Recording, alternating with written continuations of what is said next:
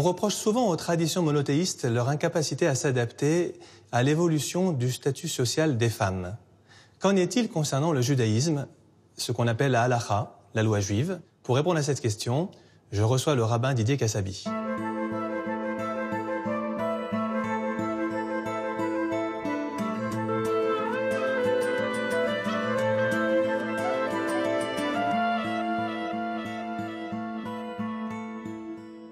Bonjour Didier Kassabi, vous êtes rabbin de la communauté de Boulogne et par ailleurs membre depuis 2 ans de la Commission nationale consultative des droits de l'homme. Vous savez que le statut des femmes a considérablement évolué aujourd'hui et qu'elles ne sont plus cantonnées à la tenue d'un foyer ou à l'éducation. Et le judaïsme, évidemment, est quelque part sommé de s'adapter à cette évolution. Mais à bien y regarder, n'y a-t-il pas dans nos textes anciens des éléments de modernité qui permettent précisément de répondre à cette évolution, d'y trouver une source d'inspiration? La question d'avoir une religion qui s'adapte signifierait que la religion ne contient pas en elle-même la notion que nous commençons à aborder. S'adapter signifie qu'un problème se pose et que puisque le temps avance, puisque les choses changent, alors il faut que la religion change avec les choses et en même temps. À mon avis, il y a dans le judaïsme, dans la Torah, il y a déjà cette notion de modernité. Cela me renvoie à un fameux texte du Midrash qui est célèbre et qui nous enseigne qu'au moment de la création du monde, Dieu regarda la Torah et il créa le monde en fonction de la Torah. Vous savez, tous les textes du Midrash demandent à être interprétés, bien évidemment, il ne faut pas prendre ça au pied de la lettre. Mais cela, à mon avis, signifie que quelle que soit l'époque, la Torah correspond à l'époque en question. La Torah est éternelle. Elle doit correspondre à toutes les générations et nous avons le devoir, nous, en tant qu'hommes avec un grand H, d'avoir une lecture constamment renouvelée de la Torah parce que tous les sujets y sont forcément abordés de la manière la plus moderne possible, en tout cas qui correspond à notre époque. Et ce que vous dites est illustré par le terme halakha. Exactement. Qui veut dire cheminer, marcher.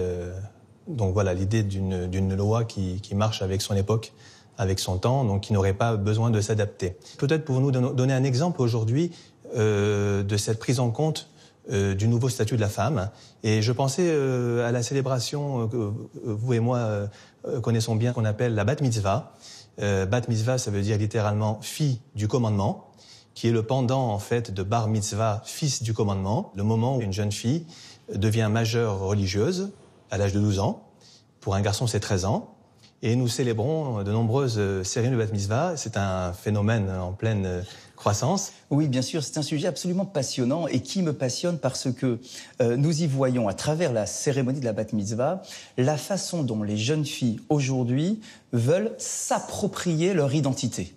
Je dis s'approprier, pourquoi? Parce qu'à une certaine époque, quelques générations en arrière, et je pense qu'il ne faut pas remonter très loin, les jeunes filles n'étaient peut-être pas dans le système de l'éducation. C'est-à-dire qu'il y avait un lien particulier, le père avec son fils, qui va le prendre par la main, l'amener dans la maison d'études, de découvrir les textes, et puis de l'amener jusqu'à la bar mitzvah, à la lecture dans la Torah, etc. Et nous avons toujours eu écho que dans certains milieux, les jeunes filles étaient un peu délaissées, un peu sur le côté. C'est-à-dire qu'elles n'étaient pas directement investies dans la découverte des textes. Aujourd'hui, justement, dans une vision ultra moderne, c'est-à-dire d'actualité, la jeune fille a besoin de montrer qu'elle aussi a sa place au sein de la communauté. Et qu'à travers cela, elle a une véritable formation. Je dis toujours aux parents, je ne veux absolument pas qu'il y ait une sorte de pâle copie ou d'une idée de singer le comportement des garçons avec une bar mitzvah, mais d'avoir une cérémonie qui est totalement indépendante, que l'on construit autour de la jeune fille selon sa sensibilité, en lui montrant qu'elle a une place intégrante dans le cœur même de la communauté et de la synagogue, et qu'elle n'est pas à l'écart de tout cet apprentissage, de la découverte du judaïsme, des valeurs exceptionnelles du judaïsme. Tout à fait. Et puis la formation est extrêmement importante. Au-delà de la cérémonie elle-même, il y a tout ce que l'on ne voit pas, le socialement invisible, si je peux dire, qui est cette instruction des jeunes filles avant la bat mitzvah. Et peut-être même une formation qui est plus accrue, plus profonde. Parce que le garçon va se limiter à un apprentissage de lecture, de paracha qui prend énormément de temps. Peut-être que la jeune fille, nous avons peut-être plus l'occasion, effectivement, de liberté, d'aborder des sujets un peu plus profonds. La bat mitzvah, c'est un phénomène récent. Donc, dans le Talmud, évidemment, on parle beaucoup plus des femmes dans le couple. Bien sûr. Et alors, je crois que ce qui serait intéressant aujourd'hui, Didier Kassabi, c'est de parler un petit peu de tout ce que le Talmud a imaginé pour protéger justement la femme contre un possible arbitraire masculin. Grâce à la Bible, déjà, les femmes juives vivaient peut-être mieux que leurs voisines, parce qu'il y avait déjà effectivement un certain nombre d'obligations pour le mari vis-à-vis d'elle, qui aujourd'hui sembleraient évidentes, mais qui à l'époque étaient peut-être réellement révolutionnaires. La relation du couple se construit en réalité dans la Bible à travers 3 piliers fondamentaux que l'on trouve dans le texte biblique, dans le texte de Mishpatim, dans lequel il y a ces 3 termes, She'era, Kesuta, Ve'onata.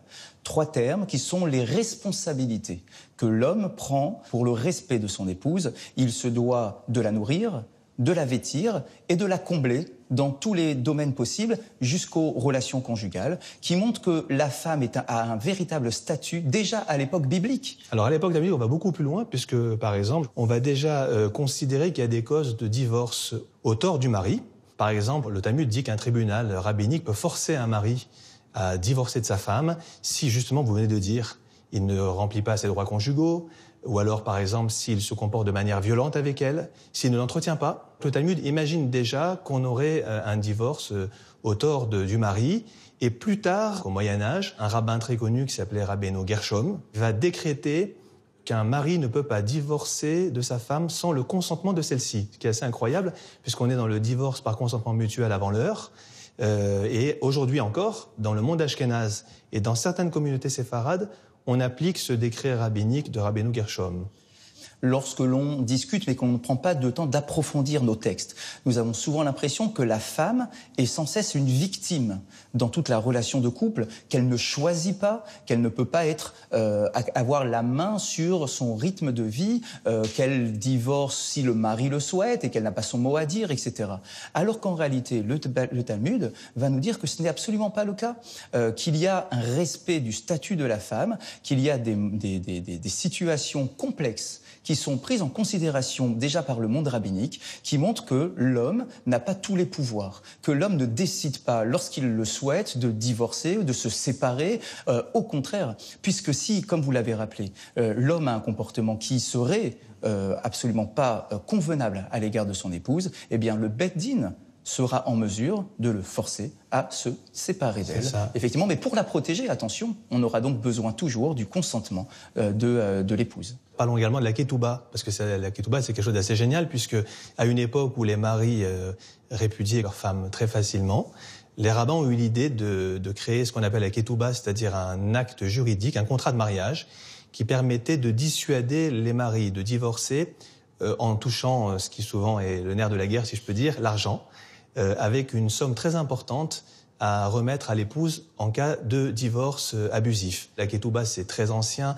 On a retrouvé ce type de contrat de mariage, on a retrouvé un qui datait de 5 siècles avant notre ère. Et donc la ketouba a été pensée comme quelque chose qui permettait à la femme d'avoir des garanties financières, de pouvoir continuer à vivre en fait sans le secours du mari pendant un certain temps après le divorce. Mmh. Puisque nous parlons du début du mariage, il faut savoir qu'il y a un texte célèbre de Rav, qui est un des grands maîtres du Talmud, du IIIe siècle environ, qui était scandalisé par les mariages prématurés, en se disant que c'était absolument pas convenable qu'une jeune fille trop jeune soit mariée par son père à un inconnu dans des conditions absolument terribles. Eh bien, il avait décrété effectivement qu'il fallait attendre un certain âge, qu'il y ait un consentement. Alors c'est une révolution de l'époque, il faut bien le comprendre, là encore une fois, au IIIe siècle, de comprendre que la jeune fille n'est pas un objet et que l'homme ne se l'approprie pas. Le mariage est un projet de couple qui doit absolument avoir une conscience parfaite de tout ce qui est en train de se produire dans son existence. Le début du traité Kiddushin, qui parle du mariage, justement, enseigne qu'on ne peut pas épouser une femme sans son consentement. Alors encore une fois, aujourd'hui, c'est une évidence, mais à l'époque où les mariages forcés étaient légion, il y a ici vraiment quelque chose de très important, cet accord nécessaire, absolument préalable, de la femme pour pouvoir se marier. Ce texte de la Ketouba dont vous avez parlé, c'est un texte qui est en araméen, qui remonte, comme vous l'avez dit, à des siècles très très anciens au sein de l'histoire juive, et qui a évolué pour être à peu près figée comme nous la connaissons depuis le XIe siècle. C'est-à-dire que, là encore, les rabbins, au fur et à mesure que les époques avançaient, se sont adaptés et ont adapté le texte pour protéger au mieux la femme dans sa vie de couple. Et puis il faut encore ajouter qu'elle avait aussi des biens propres, ce qu'on appelle biens propres aujourd'hui, c'est-à-dire des biens qu'elle amenait au mariage, qui restaient sa propriété, dont le mari n'avait que l'usufruit.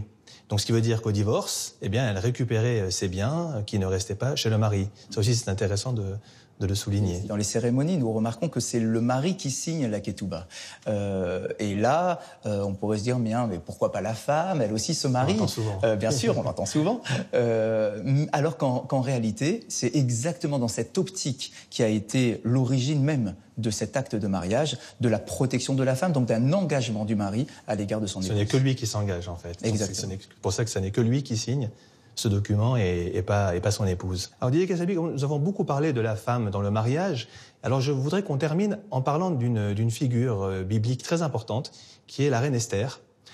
Parce que la reine Esther, précisément, c'est cette femme qui va avoir un rôle qui excède la famille. Elle va sauver le peuple juif de Perse. Elle va diriger des hommes, elle va demander aux Juifs de Perse de jeûner pendant 3 jours. Ce personnage-là est un peu un précurseur des femmes d'aujourd'hui qui considèrent qu'elles ont aussi un rôle très important à jouer pour l'avenir de notre communauté. Ce qui est passionnant dans le personnage de la reine d'Esther, c'est qu'il y a une évolution. L'Esther du début d'histoire de la Megillat Esther, du rouleau d'Esther, n'est pas du tout la même femme que nous voyons à la fin de l'histoire. Alors il faut déjà savoir que cette histoire se déroule sur plusieurs années. Nous avons l'impression, lorsqu'on lit le texte, que ça arrive en quelques semaines, quelques mois peut-être, à tout casser. Alors qu'en réalité, il y a plusieurs années. Et donc, Esther est une femme qui évolue.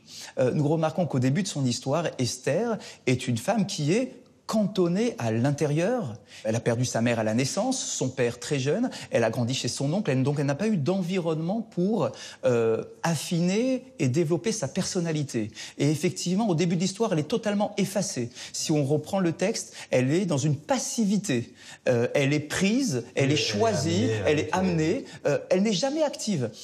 Combien même sera-t-elle devenue la nouvelle reine de Perse, elle ne va même pas être au courant de ce qui se passe, que ses frères et sœurs, que le peuple d'Israël est mis en danger, qu'il risque d'être anéanti par Aman. Elle ne se sent pas concernée par ce qui se passe à l'extérieur du palais. Et pourtant, cette même Esther va avoir un électrochoc. Mordechai, son oncle, va lui dire « Mais Esther, ici, il faut que tu interviennes. Parce qu'il ne faut pas attendre l'intervention divine. Dans toute l'histoire de la Megillah, Dieu n'intervient pas, il n'y a pas de miracle majeur, nous ne sommes pas comme dans l'histoire de la sortie d'Égypte. C'est l'homme qui doit intervenir, et ici, l'homme est une femme. Et c'est toi.